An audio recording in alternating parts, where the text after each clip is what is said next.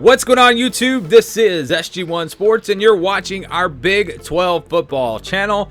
We are close to 1,000 subscribers here on this channel, so if you're a Big 12 football fan, please help us out and subscribe.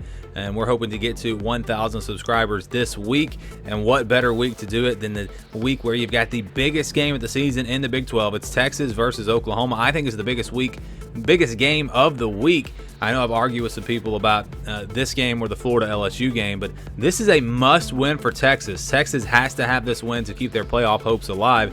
And that's why this game is so critical. Really, both of these teams may have to have this win to make the college football playoff. So this is a huge game between these two teams. I'm going to give you 5 reasons for each team why Texas will beat Oklahoma and 5 reasons why Oklahoma will beat Texas.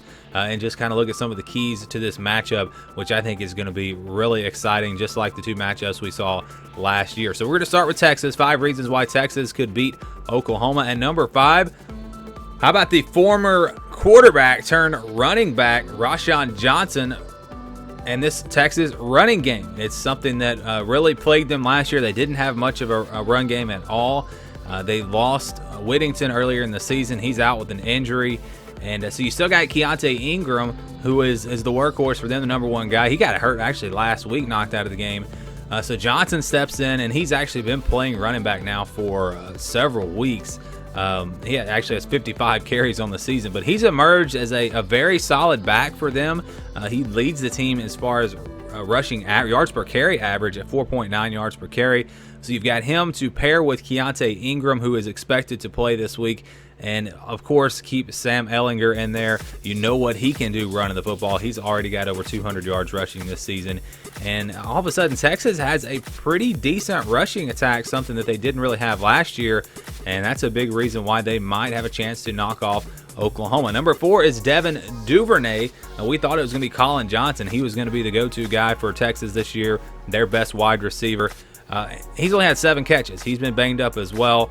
Devin Duvernay is just lighting it up. This guy has 45 catches already, 463 yards on the season, just 10.3 yards per catch, I should say, because a lot of those are short passes, screen passes, things like that.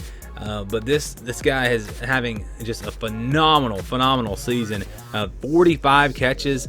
I mean, that is a lot of catches this early in the year. He's on pace to get close to 100, maybe even go over, and probably with the Big 12 championship, if they get there and bowl game, he'll probably have over 100 catches this season if he stays healthy. He's become that weapon, that go-to receiver for Sam Ehlinger, and that's a big reason why this offense, I think, is going to be tough to stop. Not just him, though. You got Brennan Eagles, who has really emerged as that deep threat guy, 279 yards on the season on just 11 catches. He's averaging 25.4 yards per catch. Colin Johnson, I expect to have a big game in this one. He is expected to play, so look for him to really help out. But Devin Duvernay has been the guy that has really been the guy for Texas at wide receiver so far this season. And number 3 for Texas, it's because this game is a must-win. They have got to have this game. If they're going to make a run at the college football playoff, they cannot afford a loss here. 2 losses is pretty much going to eliminate you. I'm not saying that they need that extra motivation or anything like that, because, of course, this is a rivalry game and both teams are going to be pumped up. They're going to be motivated, but maybe Texas just wants it a little bit more. Maybe they play just a little bit harder, and that could really be a difference in this game. We always talk about the X's and O's and the stats and things like that, but in college football, more than any other sport, in my opinion, there is always a psychological factor. The energy that you play with, the energy from the crowd, the toughness, just how hard you play. I mean, all of those things go into it, and that's why it's so hard to pick these college football games. But if there is an advantage for Texas, if there's an advantage for either team, as far as the motivation and all that goes, I think it does go in the favor of Texas. But again, that may not really be that big of a deal. Our number 2 reason is Tom Herman. He has done a great job in his career at Texas, and even go back to Houston. Look at how well he has coached in the big games. Go back to last year in the Sugar Bowl, how well Texas played there, how well they played against Oklahoma last season. Again, back to Houston when they upset Oklahoma. He is just a very good big game coach. You look at some of their losses in his time at Texas, a lot of them have been more of the mediocre teams, not necessarily the best teams that they've played. And so I think he will have a really good game plan. I think he'll have some tricks up his sleeve, and I think he could be a difference in this one. And I think that, again, if one team has a little bit of an advantage in the psychological factor here, the motivation, all of that, I think Texas would be the team that would have that advantage. And a big reason why is because of their head coach, Tom Herman. He's number 2. How about our number 1 reason why Texas will beat Oklahoma if they do, in fact, beat the Sooners? And that's Sam Ehlinger, of course. I mean, this seems pretty obvious. The kid is just unbelievable. Look at what he's done this season. He's put this team on his back several times in his career, and he may have to do it here against Oklahoma. Talked about the run game. Yes, he's gotten some help, but he's still been doing it as well. 236 yards on the ground. He has 3 rushing touchdowns. Maybe doesn't have as many of those rushing touchdowns as we've seen in the past because, I don't know, I mean, they've been throwing it a lot more. He's got 17 touchdowns throwing it, just 3 touchdowns running it. I don't remember the numbers from last year, but it seems like he had the ratio was definitely higher there on the rushing touchdowns. But anyways, yeah, Sam Ehlinger, he's got the it factor. He's got what they need to get this team a win in a big game. We've already seen it from him in the past. He's thrown for almost 1,500 yards this season, 17 touchdowns, just 2 interceptions, so he's taking care of the football. He's been really efficient, really effective, and if he has a big day, that is going to go a long, long way in getting Texas a win here over Oklahoma.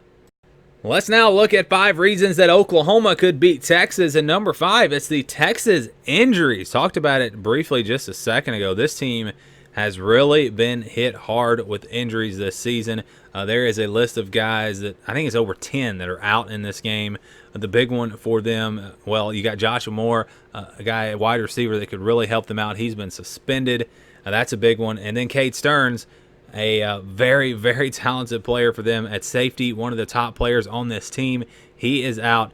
Those 2 guys especially. Now, they are going to miss some of the other players as well, but those 2 guys I think are going to make a big impact. Missing those 2 guys, big-time impact there. Jordan Whittington is doubtful in this game.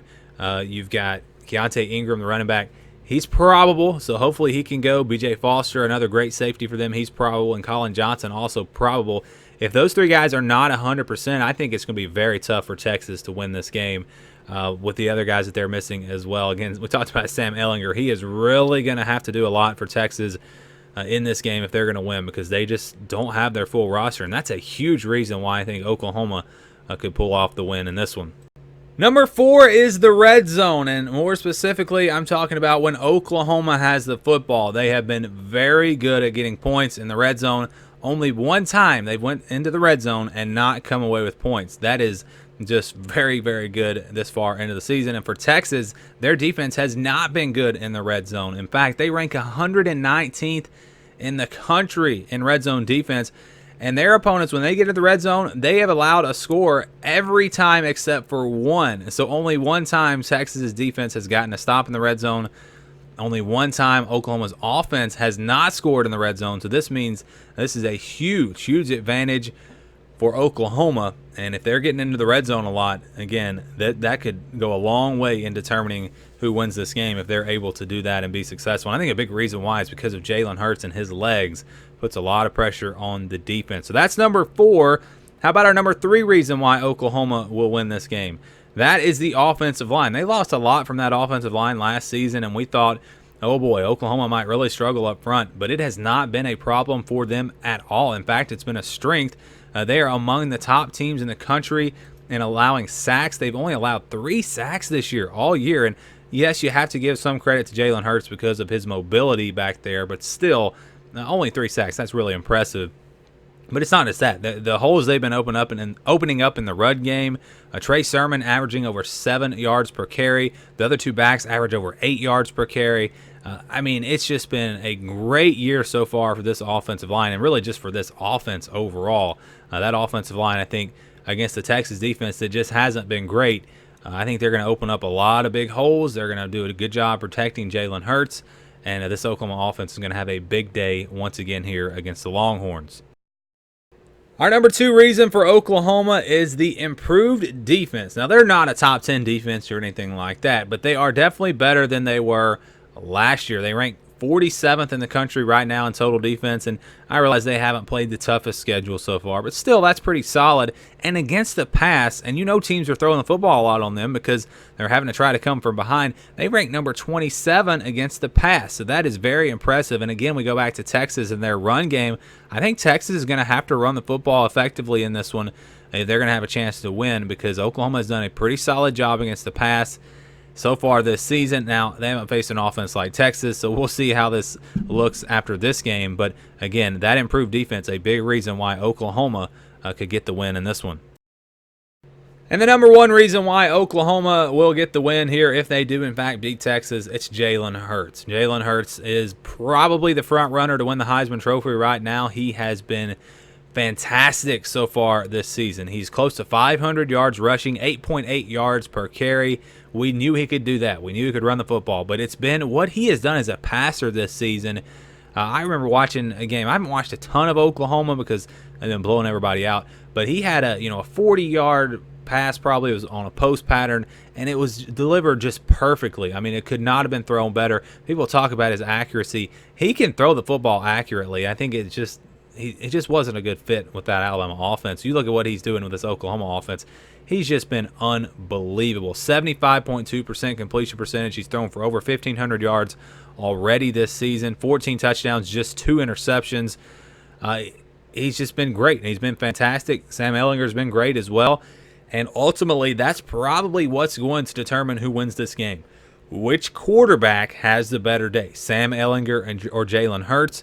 They both got weapons around them. They both got defenses that are not great. Again, I think Oklahoma actually might have the better defense this year, which is not something you would have thought probably looking at these two teams last year. But if Jalen Hurts can do enough for Oklahoma, they're going to win this game. I think they are favored for a reason. But if Sam Ehlinger outplays Jalen Hurts, again, this is Jalen Hurts' first time in this rivalry. I saw a quote from him that said he wasn't really nervous or anything. He played in the Iron Bowl. But he's never played in this rivalry, and it might be a little bit different. And there's going to be a lot. They're going to call on him to do a lot in this game because they're probably going to need a lot of points.